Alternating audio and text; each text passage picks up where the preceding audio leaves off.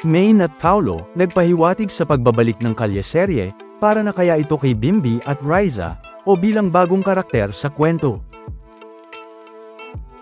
Cast ng kalyeserye tuloy ang pagbisita sa Itbulaga, Wally makakasama na rin. Tila matutuloy na nga ang pagbisita ng mga cast ng kalyeserye sa Itbulaga ngayong 2026, gaya na nga lang ng pagbisita ng tatlong lola sa EB stage, dahil nga sa mga nangyari at sinabi ng mga Dabark ads sa Itbulaga. Na mga nangyari nga noong June at ngayong July. Matatandaang, noong birthday celebration ni Maine sa Itbulaga noong March, ay sinabi nga dito ni Lola ni Dora ang salitang "We will see you soon" kay Maine, na talaga namang maraming mga natuwa noon, dahil mukhang bibisita hindi lang si Lola ni Dora, kundi maging ang iba pang lola na mga cast nga ng kalyeserye.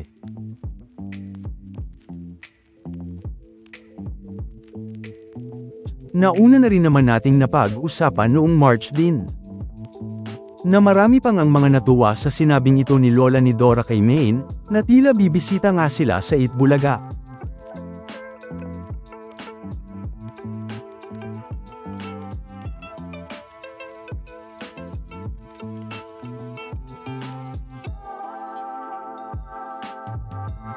Pero, mukhang tuloy na nga ang pagbabalik at pagbisitang gagawin hindi lang ni Lola ni Dora, kundi maging ng iba pang mga cast ng kalyeserye, ito nga ay dahil sa mga nangyari at napag-usapan sa Itbulaga.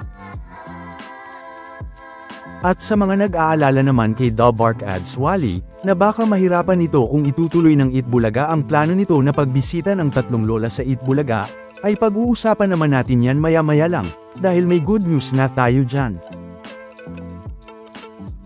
Pero bago nga yan, ay matatandaang noong June 22 lang, ay ginawa nga ni Paolo ang iconic na reaksyon ni Lola Tidora sa Itbulaga, sa segment na Sugod Bahay Mga Kapatid, matapos nang may isang SB winner na nag-design ng kanyang walis gamit si Lola Tidora.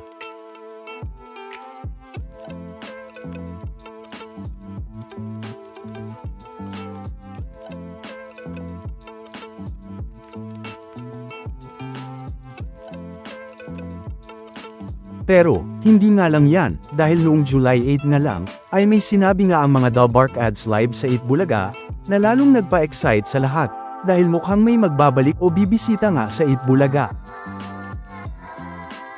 Na dahilan para mabasa ang mga ganitong comments sa YouTube livestream ng Itbulaga.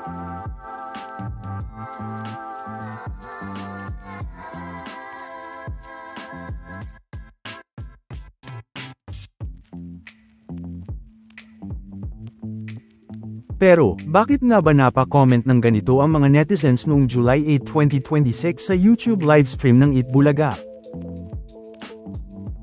Nagsimula nga yan sa segment syempre ng Itbulaga na Sugod Bahay Mga Kapatid, na kung saan ay sinabi nga dito ni Mayor Jose, na namimiss na daw niya ang hagdan. Sabay biglang sigaw ni Paolo ng music, na hindi man nag-play ang music, ay maririnig naman nga dito si Alan na kumakanta ng Mambo No. 5.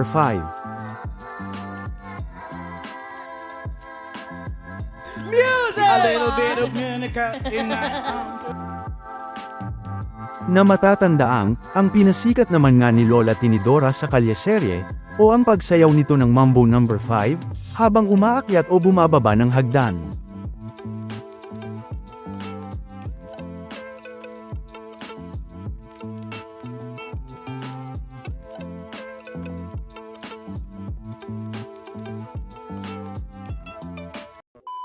Welcome back mga ka-highlights! Bago tayo magpatuloy ay maaaring mag-subscribe at i-click ang notification bell para updated kayo sa mga susunod pang videos, at paki-like na rin ang video, share at mag-comment na rin. Maraming salamat po! Pero, sabay sabi naman dito ni Mayor Jose na hindi pa daw ngayon, dahil hindi pa daw kasi tapos ang kanyang therapy. Pero, maririnig naman dito si Paolo na sinabing malapit na, abangan.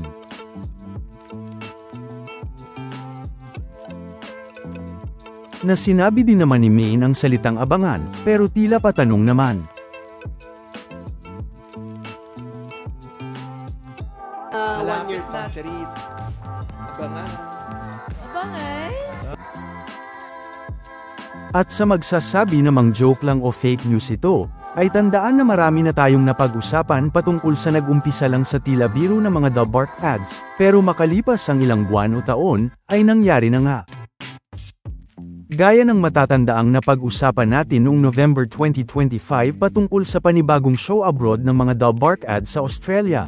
Pero nitong April 2026 nga, ay inanunsyo na nga ito ng The Bark ads at mangyayari na nga.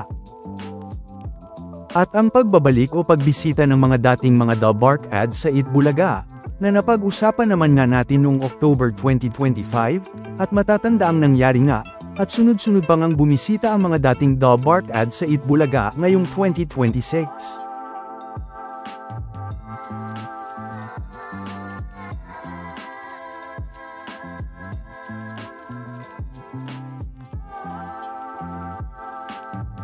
Na syempre ilan nga lang yan sa mga dating mga The Bark ads na bumisita sa Itbulaga, mula noong February 2026, at hanggang sa ma-upload natin ang video na ito.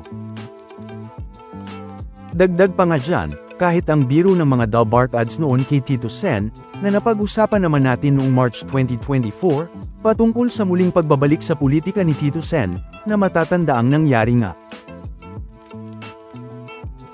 At syempre marami pa nga yan, na maaari nyo namang balikan sa channel natin, dahil magiging mahaba ang video sa dami ng mga nangyari sa Itbulaga, na minsan nga ay hindi na laging biro o joke ng mga The Bark ads, kundi pahiwatig na sa isang pasabog.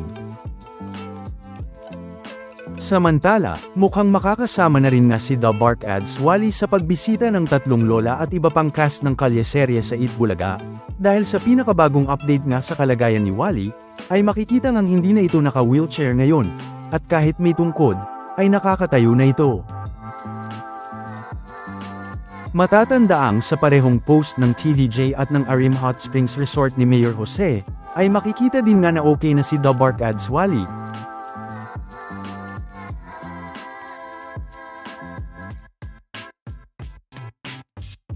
Na matatandaang, mukhang naka-wheelchair man o hindi ay nakakabisita pa rin sa Itbulaga si Wally, na matatandaang napanood pa nga sa Itbulaga sa by request noong May lang. Kaya naman, ay mukhang ang sinasabi ni Paulo na malapit na, at abangan, ay ngayong July man o sa susunod na buwan, ay mukhang matutuloy na nga ang pangako ni Lola ni Dora na pagbisita nila sa Itbulaga, na dapat nating abangan. At dahil may kanya-kanya ng buhay ang Aldab, at malabo nang mabalik, ay ang maybe na nga ba ang papalit dito, at ang sinasabi ba ni Paulo at May na dapat nating abangan, ay kasama nga ba si Riza at Bimbi sa dapat nating abangan sa Itbulaga kasama ng tatlong lola? Yan nga ang dapat nating abangan, dahil paniguradong malaking pasabog na naman ito ng Itbulaga.